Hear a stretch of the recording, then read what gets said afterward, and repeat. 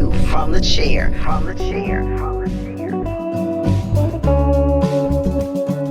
Welcome back to A View from the Chair.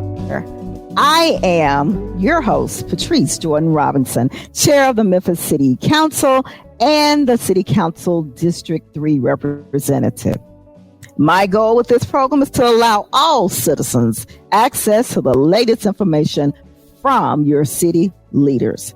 So I've invited today Jennifer Oswalt, President and CEO of the Downtown Memphis Commission, and Reid Dulberger, President and CEO of EDGE, as our hosts on A View from the Chair. On today, we're going to talk about the city's challenges, opportunities moving forward in COVID-19 pandemic climate. Well, no, you had the Buffalo game, but understand New York and upstate New York, they are not moderates by any measure. They may not, right? They may not be, but guess what? Even conservatives get sick, and I think everyone realized that if healthcare was going to be threatened, they were going to be in bad shape. That is not how they looked at it. These heroes that you're talking about just responded to their constituency. The system worked. I think that's what happened. Funking up your airwaves and jamming the good information in your ear. Once again, it's Funky Politics. Funky Politics. Funky Politics. On the Kazookian Network. So first, I'd like to welcome my guests, Jennifer and Reid. Hi. Hello. Hi, Chairwoman. How are you today? Good. Good. Thank you. Have you all been out in the rain? I have not. Now, have you gotten in the fresh breeze? Oh my God, you got to get some fresh air. It is really nice out. So the audience will have a better understanding of who you are and what you do. Jennifer, will you share with our listening audience and viewers today just a little background about yourself and where you are now and what your role is? Yes. So I'm at the Downtown Memphis Commission. I've been there 5 years this August. And actually, I started as the CFO of the organization and became president almost 3 years ago. So it's been a great time to be in downtown Memphis. We've had a lot of growth and energy, and it's been very good up until some of the challenges 2020 has brought us, which we hope to work through.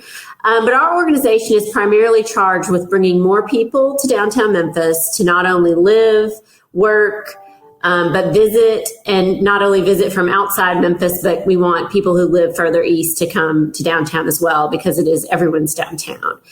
And also to increase property values. So that ultimately leads to more tax income for the city.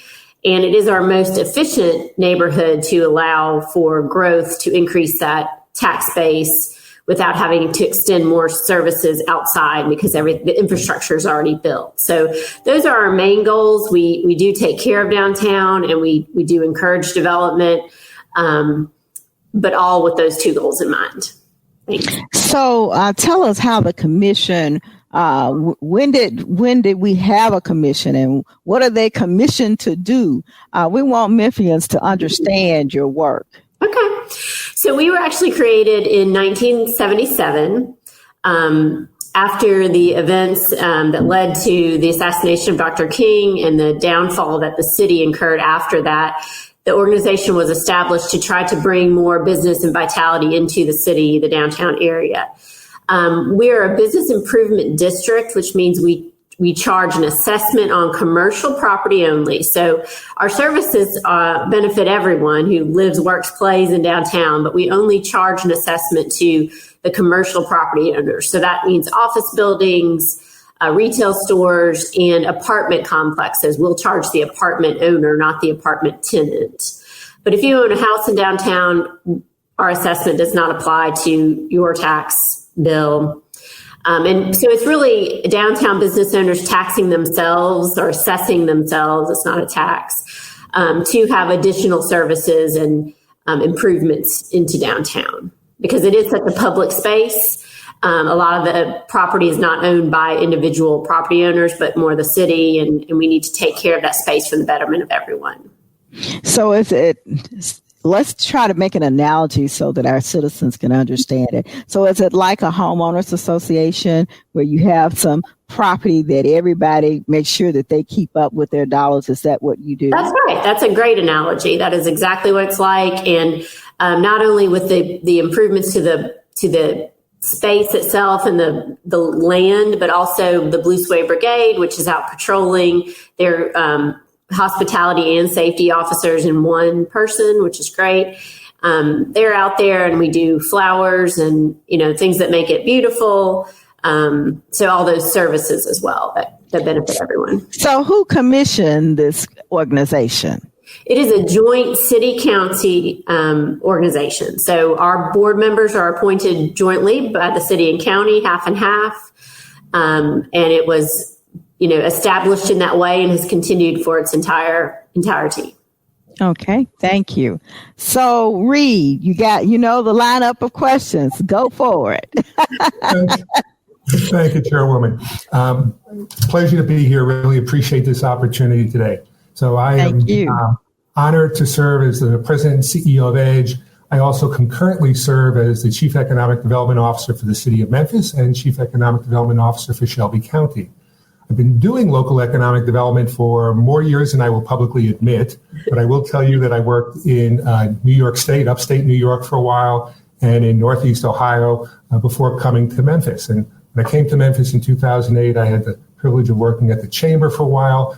And then in 2011, Memphis City Council and Shelby County Commission created EDGE, jointly created EDGE, and did so in order to have we call an umbrella economic development organization. So the city and county had in prior years created several different organizations, I think all probably doing a really good job, but disconnected from each other. And I think over a period of time, council and commission and the respective mayors found that was a little bit of an unwieldy situation. So you all created EDGE to be the umbrella to bring together a number of these entities that all focused on industrial projects, manufacturing and distribution, and also commercial projects out east, for example, at the Poplar and 240 corridor.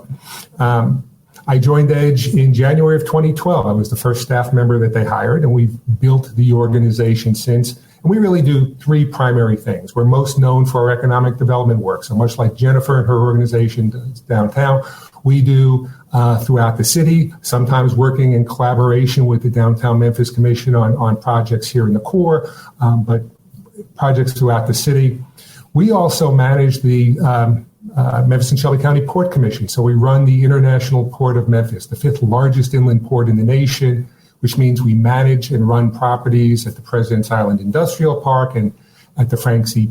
Pigeon Industrial Park. And we work with the Army Corps of Engineers to maintain the McKellar Lake Slackwater Harbor. And then thirdly, we have a nonprofit workforce development group called the Greater Memphis Alliance for a Competitive Workforce. And they work as an intermediary trying to work with our training and educational institutions on the one hand and our employers on the other to fill the skills gap that exists here in our community.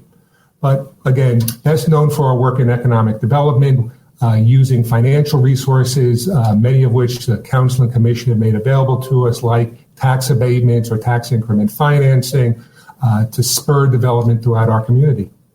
Okay. This has nothing to do with any of the questions that I'm supposed to ask today. Did you get to work with my uncle, Clifford Stockton? I absolutely did. I did not know he was your uncle, Cliff. Yes. Those who knew Cliff at the Chamber revered him, and I was one of them. Thank you. Thank you. We miss him. My aunt really misses him. So I want to ask you, both of you, and I'm going to go back to Jennifer. COVID-19, the pandemic, has presented so many challenges, not just to the city, but also to the Downtown Commission and the businesses there as well. So can you talk to us a little bit about what those challenges look like and what the people that you work with have had to say and how we could better support them during this time? Yes. So first, we reached out to all of our projects that were in progress to make sure that we understood what they might need in additional assistance, whether that be connections to various people if they were having a problem on the lending side or construction side, wherever they were, we wanted to check in with them. We offered an extension on people who have loans with us, a deferral for 3 months on the payments. We also did a 3-month extension on any pilot project, so a tax abatement project where they would get 3 extra months before they had to start the project. But we really focused most of our effort on the small businesses, the core of our downtown, the Main Street, let's say, businesses. And we really helped them with communication. So first saying who was open and closed, and then who might have takeout or not. We worked with the city to close a few of the metered parking spaces so that they could have the drive-up customers, because a lot of the downtown businesses don't have that drive-up space, especially if you're on, let's say, the pedestrian mall. Mm-hmm. So we worked with them on that. And then we did institute a Forgivable loan program, which is essentially a grant if you stay in business 2 years. You make some payments, which we deferred until probably early next year. We'll start that now because COVID has continued to impact these businesses. But then if they are in business a year from now, half of the loan is forgiven. And then if they make it 2 years, which we certainly hope, then it's 100% forgiven. And we did that because we wanted to stay in touch with them. We didn't want to just give money and they were on their way. We wanted to continue to help them, and we connected them with resources, including StartCo, which extended their program that they normally give startup companies and entrepreneurs. And they focused across the country, and they actually focused on our Memphis businesses to help them through this crisis and hopefully to be stronger on the other side should a second round come through or some different challenge. And we were able to award $260,000 to 46 businesses, and to 63% of those were women or minority owned businesses. So we were really pleased with our ability to get that money out quickly. Most of them received it before they could even apply for the federal grant program. And that was our intent, was to really help, in that time period where everything was up in the air and they just weren't sure what they were going to get from the federal government, and really to be that lifeboat to the other side of that. And we, so far, everyone's still in business. So we're continuing to try to help. Okay. Thank you. I appreciate you sharing that with us. So what's going on your side, Mr. Dulberger? Actually, it tracks very closely, as one might imagine. So the first thing we did when the pandemic really became obvious was to reach out to our existing portfolio and just see how they were doing and what they needed. And not surprisingly, what a lot of them needed was connection to someone who could provide sanitizer, protective gear, or those kinds of things. And so we did a lot of that kind of work early on. We created a resource section on our website where which we maintain to this day. We've had over 1,000 entities go to that site looking for information. How do I access this? Where do I find that? As part of that is different local entities like Downtown Memphis Commission or the Memphis Medical District Collaborative or Epicenter created financial programs.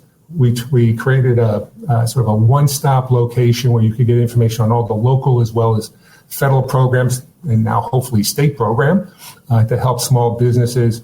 And then again, like DMC, we created a program to help local companies. Now, with a citywide footprint, we had to be selective. We just simply don't have the resource to help everyone. And as you, Chairwoman, there is enormous need out there. Yes. What we chose to do is to focus on a community that we have come to serve over the last few years, which are small businesses in distressed inner city census tracts, distressed inner city neighborhoods. Several years ago, we created what we call the ICE program, Inner City Economic Development, which funds renovation projects and construction projects for small firms in distressed, locally owned firms in distressed inner city neighborhoods. So we returned to that population. We created what we refer to as the NEED grant, Neighborhood Emergency Economic Development Grant Program, for these small locally owned businesses in distressed neighborhoods. And as you would imagine, as you would know, as your audience will know, there are just an incredible amount of stories out there, great companies that are just struggling with things that no one could ever have anticipated, whether it's the restaurants that were forced to close, or the printing shops that found that all of a sudden the orders that they were working on didn't have a customer any longer because that customer was closed. It's this amazing array of companies. We've done to date we've done to date 78 of these. They're grants. We have 11 more teed up for this Friday. We've distributed about $477,000. We continue to go. We know that there is an almost unlimited demand for assistance out in the community. And as you would expect, as we would have expected, a lot of these are companies like hairdressers and barbershops. Mm-hmm. There are a lot of restaurants. Surprisingly, to us at least, we wound up doing a large number of companies in what we call the creative economy: TV, video, music. And it had just never occurred to us that, of course, in Memphis, a lot of those companies are located in our inner city neighborhoods, and they're drawing on that talent, they're drawing on that inspiration. But truthfully, it just had not occurred to us. Our projects have spanned 18 zip codes in the city so far, but we've had a lot of clustering. So, for example, the Whitehaven neighborhood is one that we have done 16 projects in. And that's in part because we've done a lot of work in Whitehaven before, so we know a lot of people.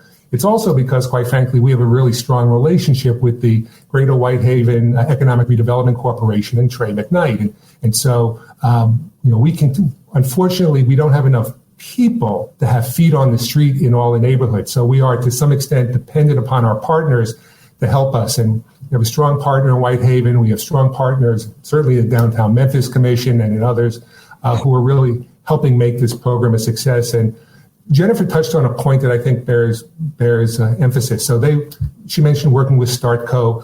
We work with the Tennessee Small Business Development Center at Southwest Tennessee Community College, Rory Thomas and his crew, as well as others, to provide technical support for these companies, because many of them need new business models or modified business models. Mm-hmm. The world is not going to be what it was for some period of time. And so it's great to have these technical resources, these smart people in our community who can help our small businesses think through how to modify what they're doing to be successful going forward. And we strongly encourage that. Okay, that's awesome. So, Reid, EDGE has a unique responsibility that it works with some of our larger corporate offices and businesses. Have you heard about any companies that may be cutting back because of the pandemic? Not because of the pandemic. I mean, in the normal cycle of business, we see some companies growing and some companies cutting back. So of our clientele so far, sort of knock on wood, we have not. Now, we've heard of companies like Hilton, I should say, that just announced worldwide that they're cutting back on their office side. We have a large Hilton presence here in Memphis. They aren't clients of ours, but nonetheless, in a very important company here. We expect that at least some of those jobs will probably be here in Memphis, though we don't have numbers yet. I do think as this situation continues and as the downturn in the economy is something that we deal with over the balance of 2020 and potentially the balance of 2021, we are likely to see cutbacks in our companies. I think at the moment people are trying to get a better handle on exactly what to expect going forward, how deep, how long, and what they need to do to respond. So as of yet, we haven't seen significant cutbacks from any of our clients, but I wouldn't be surprised if we do in the months ahead. Okay. Jennifer, have you heard of any cutbacks in the downtown area? There was one announcement. It was Odin Marketing, who's actually closing. They had, they said, a large customer who decided not to continue the marketing work. That often is the first thing to get cut. And so it significantly impacted them, and they did decide to close. So that was very unfortunate. They had just actually planted roots in downtown, buying a building and renovating. So at least the building, got into better shape for its next owner, but we are very sad to hear that about them. Other than that, certainly a lot of caution, but no other bigger items of note so far. Well, that's good. I believe in Memphians. I believe in our businesses, and I believe that we're all going to work together so that our new normal might not be the old normal, but we're going to work through this together. So, Jennifer, how is the Forgivable loan program working with smaller retail businesses in the downtown core? I know you said that they don't have to pay them back till later, but have they been received well? Talk to me a little bit about that. Yeah, they have all received their funding, and I believe it did fill a very needed gap for them. They're all still working in their different individual situations. A lot of them were restaurants, but we also had some salons and some other service businesses. But the restaurants in downtown are particularly harmed because they don't have the daytime population, with a lot of our larger companies not coming back into the office yet, or at least only maybe 10 to 20% back in the office. That population that used to go out to eat at the restaurants is not there. We're only reliant on our residential base, which was growing, but a lot of it's still in construction. And so those people aren't living there. And it's definitely hard to get Memphians in other parts of the city who aren't quite comfortable yet going out to eat to come all the way downtown if that's a long way for them. So our downtown restaurants are challenged, and some of them have not reopened yet, but have plans to. Okay, thank you. So Reid, Edge has been a very important partner in our downtown development. How is the Union Road project progressing? Well, actually, I think we're always proud to partner with the Downtown Memphis Commission, but that's really a question, if you don't mind, Chairwoman. I'm going to let me give that to Jennifer. Okay, Jennifer. Sure. So they have cleared the site. So this is a site that sits between 4th Street and Danny Thomas. So basically right in between the FedEx Forum and the AutoZone Park, Union Avenue, which a lot of people take out to Sun Studios. You see tourists walking, and there's not very much along that path. There were a lot of vacant buildings and open lots, and that has now been cleared for the site. They are still working through their final tweaks. Unfortunately, COVID did cause some redesign with the hotels that were planned and some of the retail. So that's delaying them a little bit. I would say, probably 90 days of a delay just to work through all those changes, as well as what they're seeing on the financial side, which can be very fluid right now. So I think they're hearing different things every week, but so far so good moving forward. But it's always very a cautious time. And I think I'm trying to stay in very close contact on what they need. And that project in particular has really tried to extend its benefit. It's right adjacent to South City. And so they're trying to ensure that whatever prosperity they bring to that neighborhood called Union Row extends into South City. And so, for example, they have a lot of technological advances and connections planned, and they want South City to benefit from that as well. And there's some city projects right adjacent to there too, with the MLK Academy and things like that they want to incorporate in. But it also has made everyone think about the needs and, the food desert that's right there in that area, as well as medical needs and a way for the health department to deploy. And so it's making them just think about it one more time, the layout of what they had planned for each building, and make sure that what the community needs. But so a little bit of a delay, but so far cautiously optimistic that's moving forward. Okay. What about Lowe's? Lowe's also, everything seems on track. One advantage they have is that they're not only a hotel company. Lowe's Corporation owns other businesses, which kept them from solely being dependent on the tourism industry. And there was some utility work that needed to happen, about a year's worth of work, that before they could really get started. And so that has continued, and They're finalizing, again, their changes to reflect the COVID impact of what they have to do as a hotel. But everything's on track so far. Okay, thank you. So I want to just kind of switch our gears just a little bit, and let's just talk about some nuts and bolts of how your organizations work and talk about some definitions, because the community is really interested. When we see investments of our taxpayer dollars in the downtown area, in our city and businesses, we want to know how that is shaped. So talk to us a little bit about what is a TIF, a TDZ, and new market tax credits, and all these other programs they have out there. And I'm sure this will be of interest to the citizens and new business owners in our community or investors. Jennifer, you want to start? Well, I was going to throw it back to Reid because he's done more TIFs than we have. Come on, Reid. Fair enough. So, like many occupations, economic developers love acronyms. Our own secret little vocabulary of minutia. So there are various programs, local, state, and federal, that can spur economic development. And they all have their own niche. Sometimes more than one program can be used for a project, sometimes not.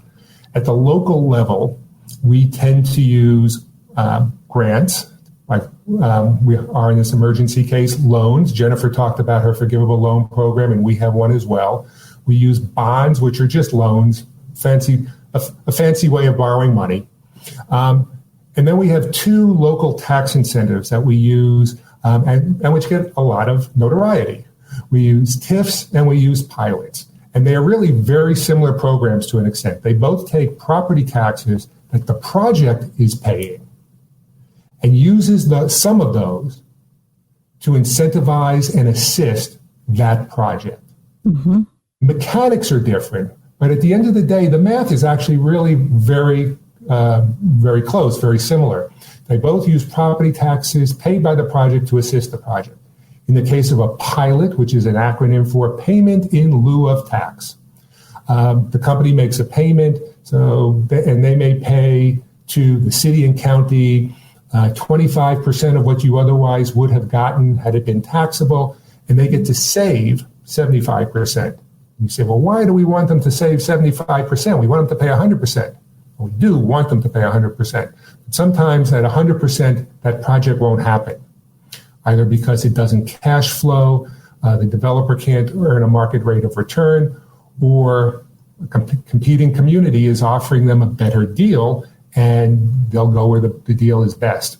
And so sometimes we are in a position of needing to offer a savings, a partial, temporary savings on taxes. In most cases, that project is still paying more than we're being paid before the pilot, so it's a net plus.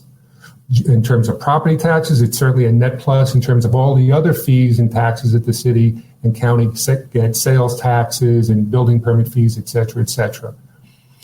TIF works slightly differently. In a TIF, the project pays 100%, and then we reinvest a piece back into the project.